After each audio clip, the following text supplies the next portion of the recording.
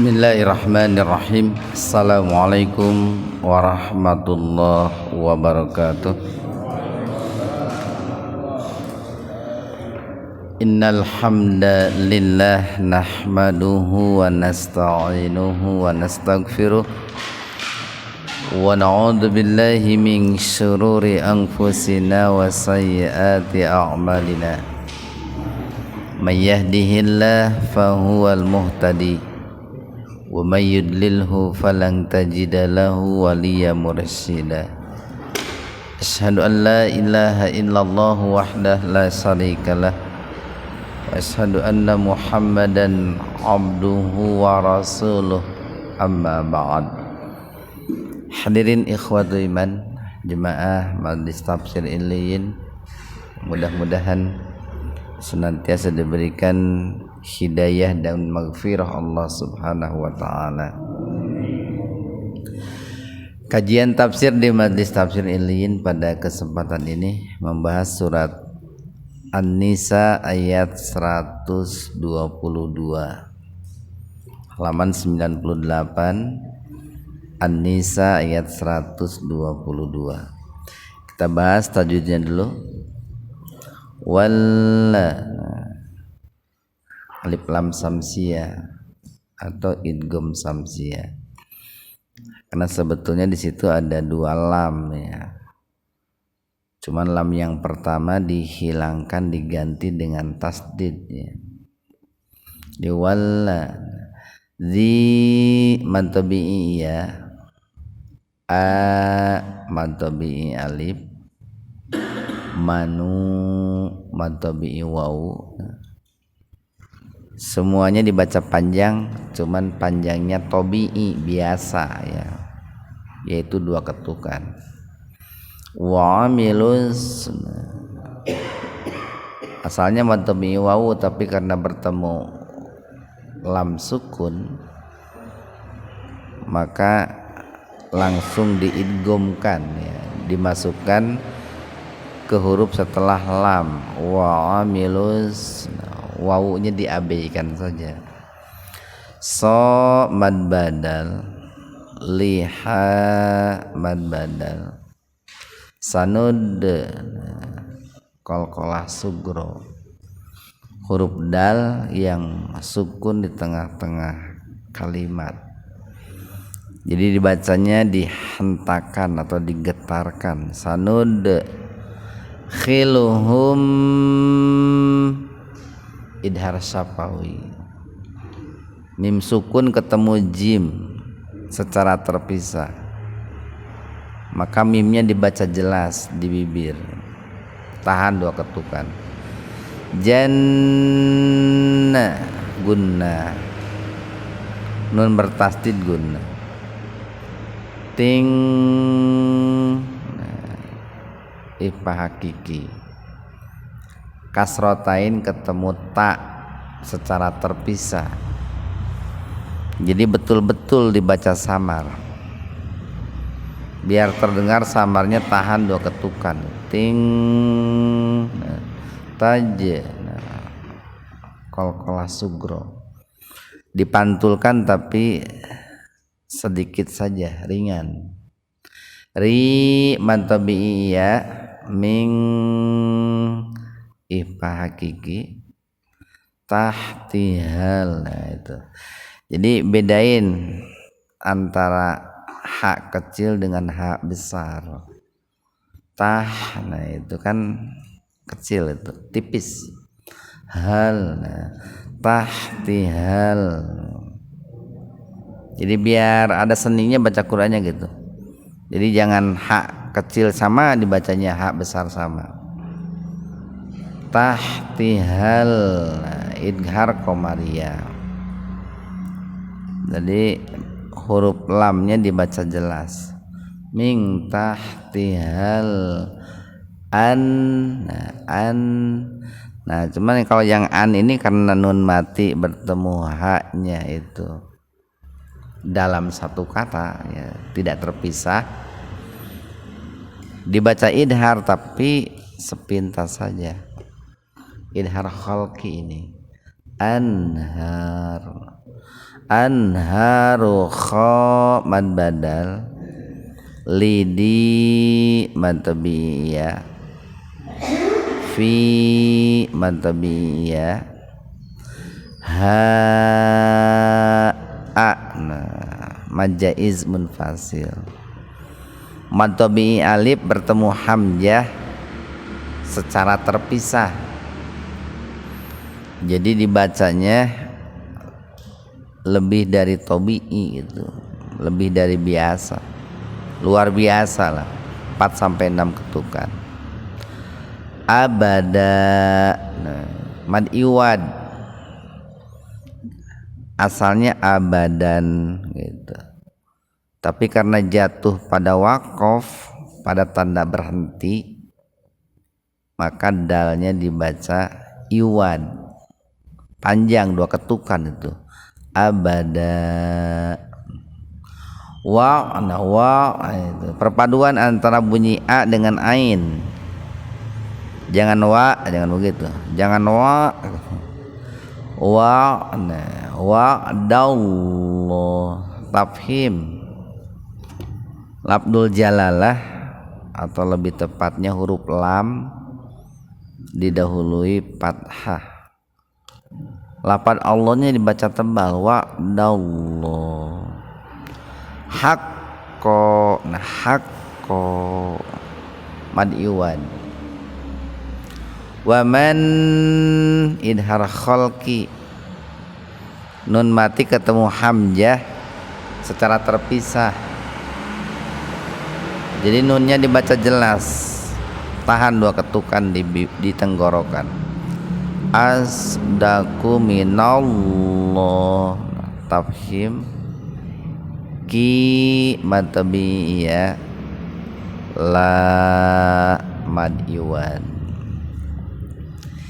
Ikhwanu fiddin arsyadakumullah, di ayat 122 ini merupakan kebalikan dari ayat sebelumnya, mulai ayat 115 sampai 121. Bahkan bisa juga dibilang dari 114 sampai 121. Jadi jika di ayat-ayat sebelumnya berbicara tentang orang-orang yang kafir dan para pengikut syaitan, ya sudah jelaskan kalau mengikuti setan itu tidak mungkin beramal soleh, itu pasti beramal salah kan gitu. Nah maka di ayat 122 ini Allah berfirman walladzina wa dan alladzina yang gitu. Ada subjek yang mengiringi di situ Pak. Jadi kalau dalam ismul mausul ini alladzina itu kata sambung gitu Pak. Nah di situ ada subjek yang menempel, di sini yang menempelnya itu manusia dan orang-orang yang amanu beriman. Tentu imannya harus berusaha maksimal gitu Pak. Jadi semaksimal mungkin kita menyempurnakan keimanan kita Pak. Baik iman dalam hati, lisan ataupun anggota badan. Iman itu kan para ulama mengatakan tasdikun bil qalbi, itu membenarkan dengan hati, meyakini dengan hati. Wa iqraru bil lisan, dan mengikrarkan dengan lisan. Wal amalu bil arkan, dan juga merealisasikan dengan anggota badan. Nah itu yang namanya iman. Jadi kalau kita umpamanya ini dapat rezeki, yakini dalam hati rezeki itu dari Allah. Ucapkan dengan lisan alhamdulillah gitu. Lalu buktikan dengan anggota badan, gunakan nikmat itu di jalan Allah. Nah itu orang beriman Pak. dan tidak hanya cukup beriman, atau makanya tidak cukup hanya beriman dengan hati dan lisan gitu. Karena kan iman itu bukanlah sesuatu yang sifatnya tamanni gitu Pak ya. Iman itu bukan angan-angan kosong gitu. Para ulama mengatakan iman itu bukan kata-kata manis di bibir tanpa pembuktian. Iman itu menuntut bukti, Pak. Makanya kalau Bapak baca dalam Al-Quran, hampir semua kata iman itu disertai dengan wa amilus sholihat, bukan dengan summa amilus sholihat, bukan. Wa ada. Ini ada makna tersendiri, Pak. Kenapa menggunakan wa huruf sambungnya? Ini kan kalau dalam bahasa Indonesia wa itu konjungsi ini, Pak. Kalau dalam bahasa Arab disebut harful atop, huruf sambung yang memiliki makna lil ma'iyah, menunjukkan adanya kesatuan dan waktu yang hampir bersamaan. Artinya iman dan amal soleh itu dua hal yang sudah dipaketkan gitu, dua hal yang tidak bisa dipisahkan, bagaikan gula dengan manisnya itu. Orang tidak bisa diterima imannya kalau dia tidak beramal soleh, Pak. Dan antara iman dan amal soleh itu jeda waktunya tidak lama, makanya menggunakan wa, hampir berbarengan, sehingga boleh dikatakan satu, hampir bersatu lah, Pak.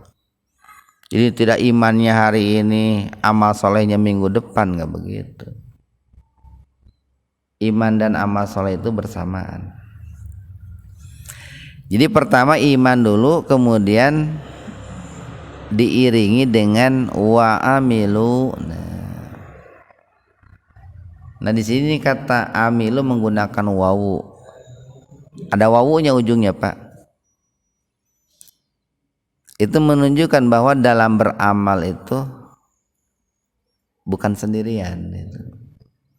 Kita dalam beramal itu harus bersama-sama, berjamaah lah. Kemudian yang kedua, amal yang dilakukan pun tidak hanya cukup satu macam atau satu jenis. Di amal yang kita lakukan itu harus bervariasi, Pak. Bervariasi. Kalau rukun Islam itu 5 dan rukun iman itu 6, nanti kan turunannya ke bawahnya banyak. Bicara sholat nih, sholat itu kan turunannya banyak. Sholat fardu, sholat sunnah, kan gitu dah. Sholat sunnah juga banyak macamnya. Saum, puasa pun banyak macamnya, kan gitu. Zakat pun banyak macamnya. Nah, jadi amal yang kita lakukan itu tidak hanya cukup satu, tapi harus variasi. Sama amal pun ada amal hati, amal lisan, amal anggota badan. Makanya nih kata amilu itu diikuti dengan as-solihat. Kata as-solihatnya itu dalam bentuk plural ini, jamak. Karena amal soleh itu tadi variatif, tidak hanya cukup satu. Jadi beriman dan beramal soleh. Nah untuk melihat amal itu soleh, ada beberapa kriteria tergantung menurut siapa kita mau mengambilnya. Ada yang mendefinisikan amal soleh itu, Pak, amal itu disebut soleh, patokannya satu, inputnya gitu, 2 prosesnya, 3 outputnya, 4 outcome-nya, itu harus soleh gitu. input, proses, output, outcome itu harus soleh, baru disebut amal soleh. Atau bisa juga disebut amal soleh itu niatnya ikhlas gitu, Pak. Ikhlas itu kebalikan daripada syirik gitu, Pak, daripada riya. Kemudian caranya cerdas gitu, cerdas mengikuti sunnah Nabi. Kaitkan tuh dengan kajian hadis arba'in. Di hadis arba'in itu kalau kita beramal tanpa ittiba, mengikuti Nabi, itu kan keluar dari sunnah itu, Pak. Tidak menyunnah kepada Nabi, bahkan bisa ditolak, pasti ditolak. Kemudian yang ketiga, maksimalkan amal solehnya, harus kerja keras gitu, Pak. Jangan berleha-leha gitu. Jangan menunggu orang lain duluan, kita belakangan. Nah, itu yang disebut dengan amal soleh, Pak.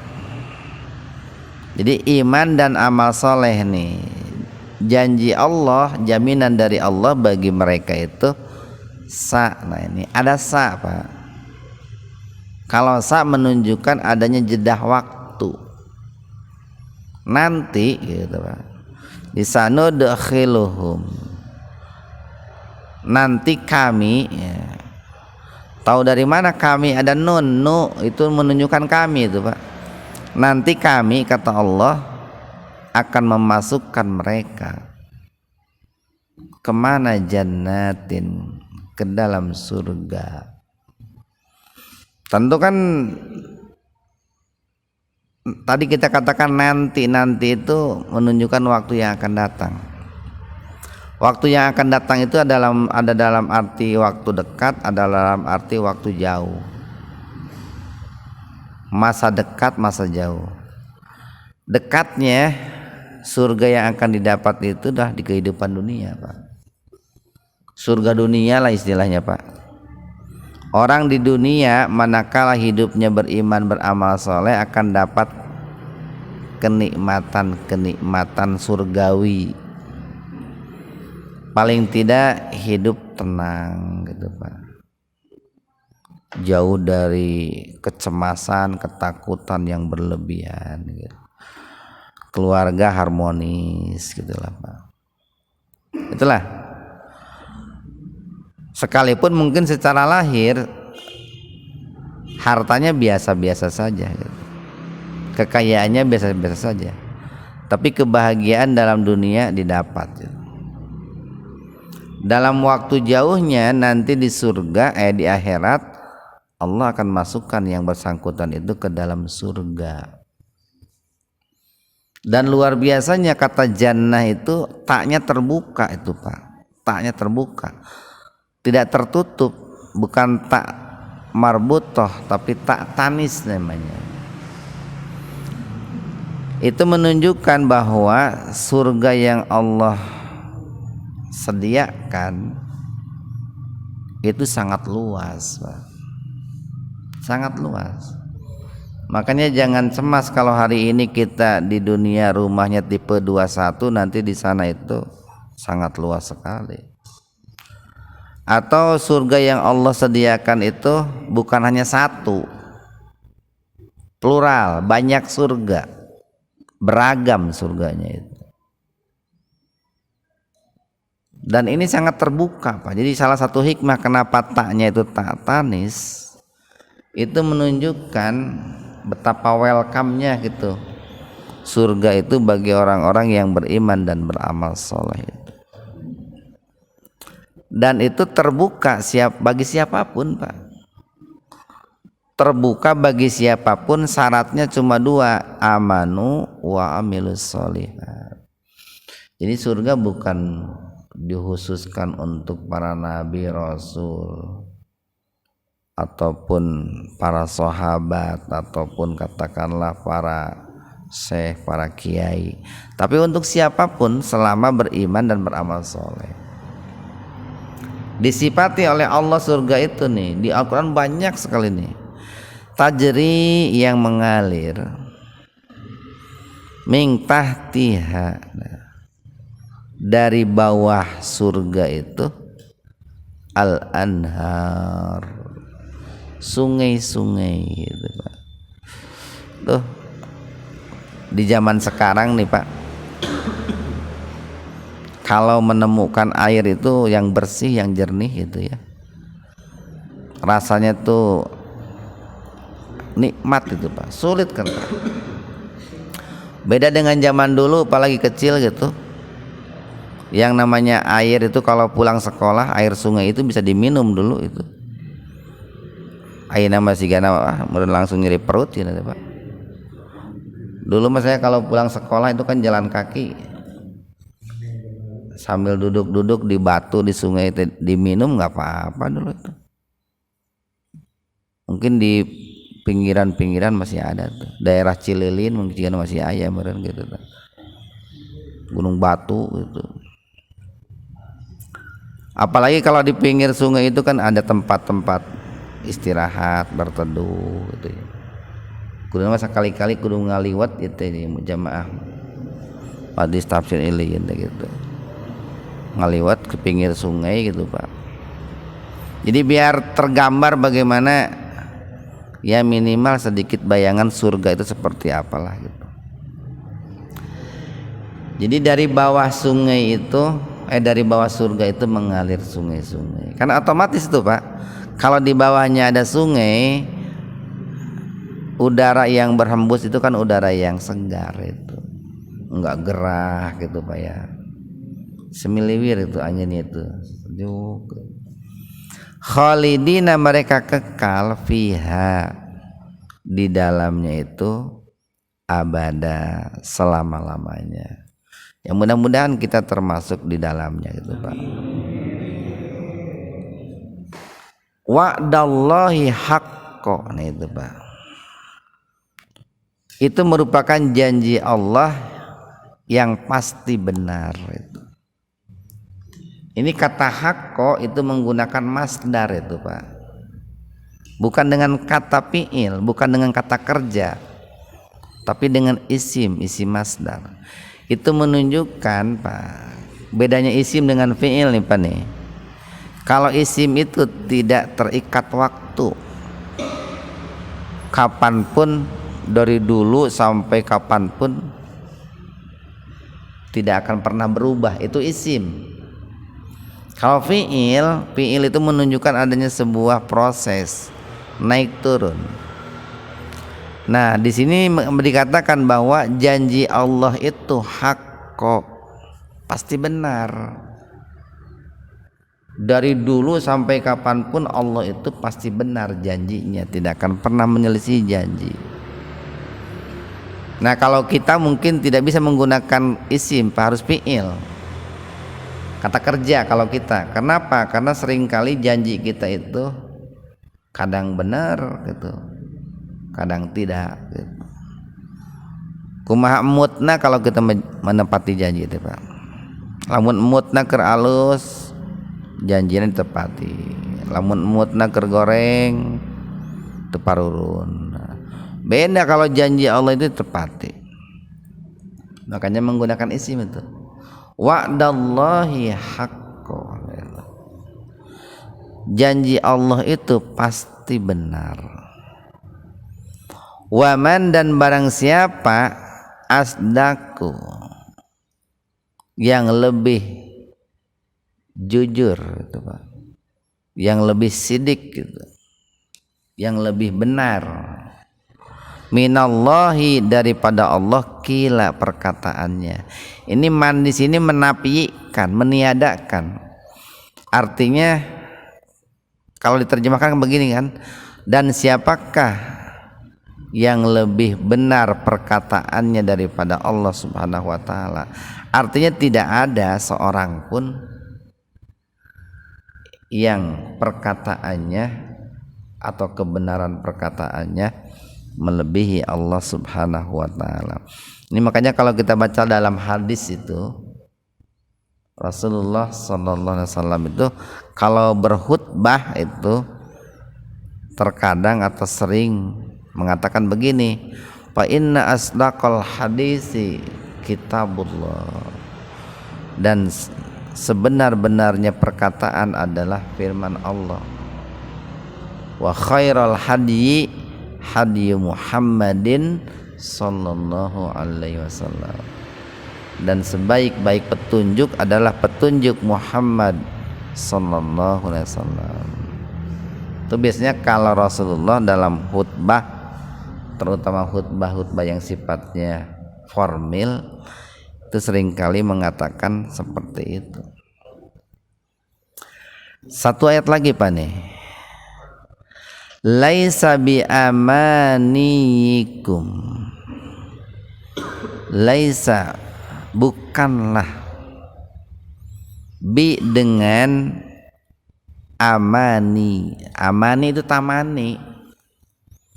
Tamani itu bisa bermakna sesuatu yang, suatu harapan yang tidak disertai dengan doa dan ikhtiar.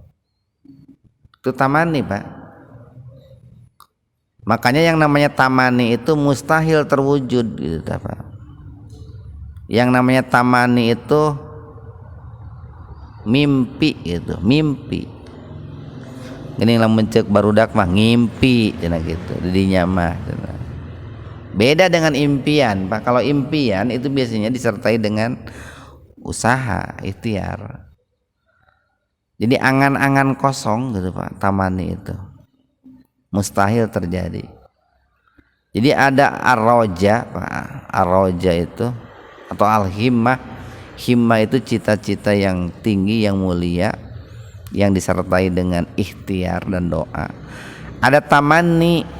Tamani itu angan-angan kosong atau suatu harapan yang tidak mungkin terwujud. Seperti begini nih, ada orang yang, seorang laki-laki berharap ingin menjadi perempuan, itu tamani itu. Nepikeun kabelut buluan ge moal bisa gitu. Coba.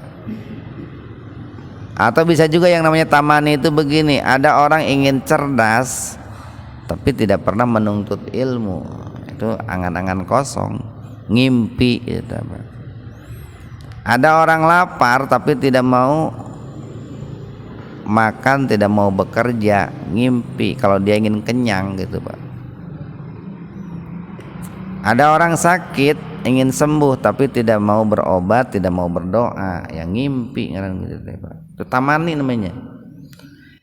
Jadi laisa bi amanikum, bukan atau tidaklah dengan angan-angan kalian. Kalian di sini siapa? Orang-orang muslim, orang beriman Pak. Wala, dan bukan pula amani, angan-angan ahlul kitab. Ahlul kitab baik Yahudi ataupun Nasrani Pak. Nah ini nih, hadis ini, ayat ini itu paling tidak harus menjadi sebuah apa ya? Harus menjadi sebuah peringatan bagi kita. Ya kita harus berharap, Pak, berharap dan meyakini bahwa kita orang-orang muslim pengikut Nabi Muhammad itu punya jaminan masuk surga. Tapi ini dengan ayat ini nih, kita itu harus sedikit apa ya? Harus sedikit bangkit gitu Pak ya.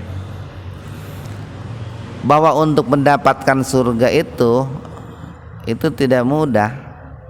Tidak hanya dengan tamani Pak, tapi harus dengan kebalikan dari tamani itu bisa berjihad gitu Pak. Berjuang, berupaya maksimal.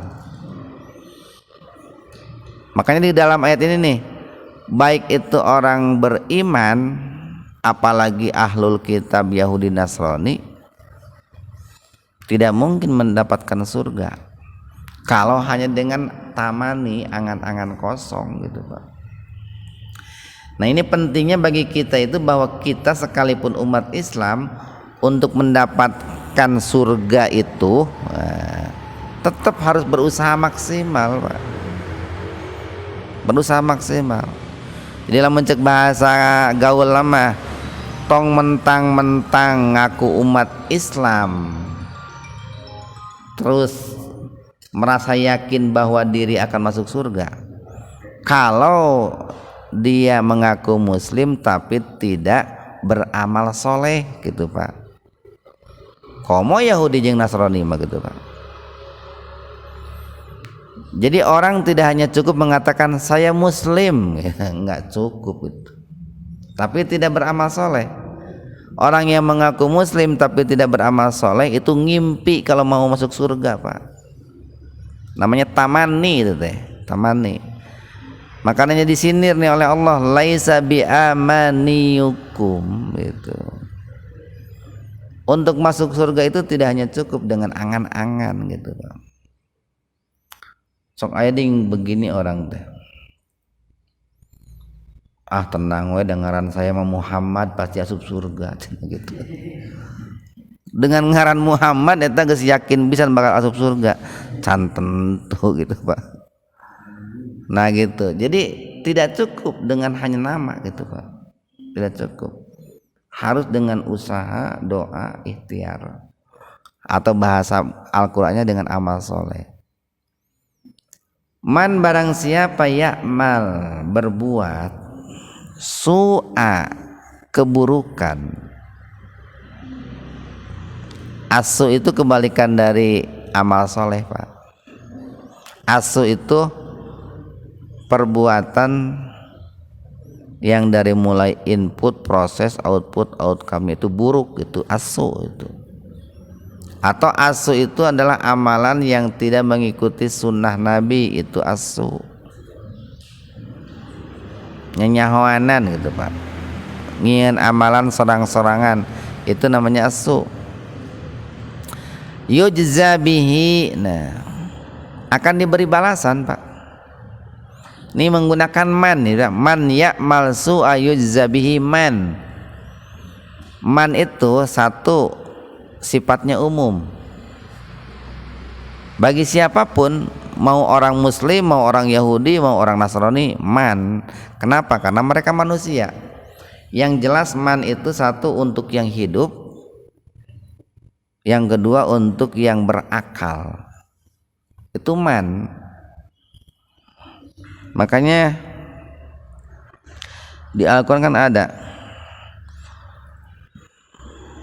wa man lam yahkum bima anzalallah faulaika humul kafirun. Nah itu para ulama mengatakan di situ menunjukkan bukan orang biasa.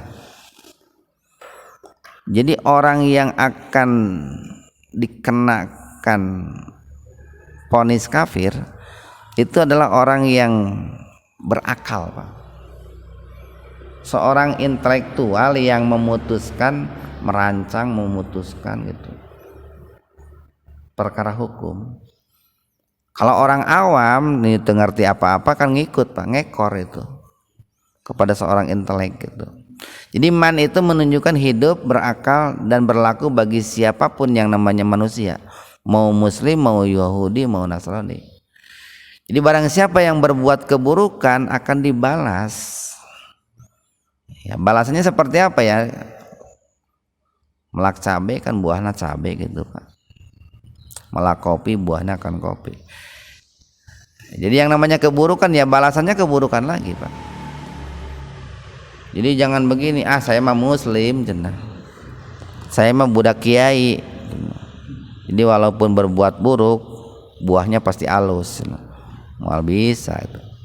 Yang namanya orang berbuat buruk sekalipun muslim ya tetap saja dia dapat dosa, tidak mungkin dapat pahala kan gitu. Nah makanya tadi kita katakan ayat ini sebetulnya membangunkan kita gitu Pak, orang muslim, bahwa sekalipun kita muslim kita baru akan mendapatkan pahala dan masuk surga manakala kita beriman, beramal soleh. Tapi manakala sebaliknya kita mengaku muslim tapi tidak beramal soleh, tapi malah beramal asu, ya tidak akan mungkin dapat pahala dan masuk surga Pak. wala dan tidak pula yajid dia dapati lahu baginya dan tidak pula orang tersebut itu man tersebut tadi kan man itu siapa ya, dan tidak pula orang tersebut mendapatkan min dunillahi selain daripada Allah waliyan seorang wali, seorang penolong, seorang pelindung, wala dan tidak pula nasiro seorang penolong, Pak.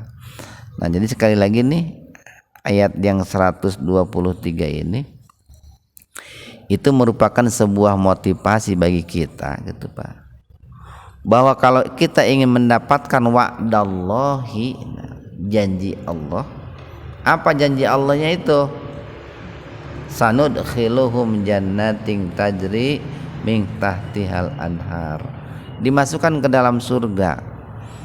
Caranya dengan apa? Ya, dengan beriman dan beramal soleh.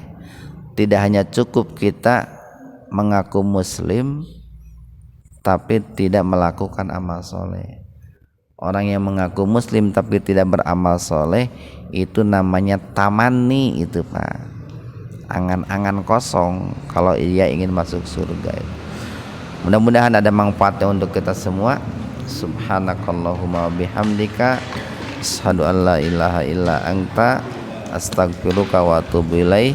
Assalamualaikum warahmatullahi wabarakatuh.